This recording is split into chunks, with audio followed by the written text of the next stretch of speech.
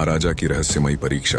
महाराजा विक्रमसेन और राजा चंद्र प्रताप दो महान शासक थे। विक्रमसेन अनुभवी और बुद्धिमान शासक थे, जबकि चंद्र प्रताप युवा और महत्वाकांक्षी राजा थे, जिन्हें अपनी शक्ति पर बहुत गर्व था। एक दिन विक्रमसेन ने चंद्र प्रताप को अपने दरबार में बुलाया और कहा, क्या तुम सच्चे राजा बनने की परीक्षा के लिए तैयार हो? राजा चंद्र प्रताप ने बिना हिचक हामी भर दी। दरबार में एक सेवक एक जलता हुआ दीपक लेकर आया। विक्रमसेन बोले, इस दीपक को जलता हुआ रखते हुए तुम्हें हमारे राज्य के सबसे खतरनाक जंगल से गुजरना होगा और इसे बिना बुझाए वापस लाना होगा। राजा चंद्र प्रताप को यह कार्य आसान लगा। वे दीपक लेकर अपने सैनिकों के साथ जंगल में प्रवेश कर गए। अंधेरा और रहस्यमयी शांति चारों ओर फैली थी। अचानक एक विशाल बाघ झाड़ियों से निकला। सैनिक तलवारें खींचने ही वाले थे कि चंद्र प्रताप ने देखा दीपक की लौ कांप रही थी। उन्हें विक्रमसेन की बात याद आई, दीपक जलता रहना चाहिए। उन्होंने बाघ से युद्ध करने की जगह धीरे धीरे पीछे हटने का निर्णय लिया। बाघ कुछ देर घूरता रहा और फिर जंगल में ओझल हो गया। आगे बढ़ते ही वे एक झरने के पास पहुंचे, जहां एक योगी ध्यान मग्न बैठे थे। योगी ने आंखें खोलकर पूछा, तुम्हारा असली उद्देश्य क्या है? दीपक जलाए रखना या खुद को बचाना? चंद्र प्रताप कुछ पल के लिए सोच में पड़ गए,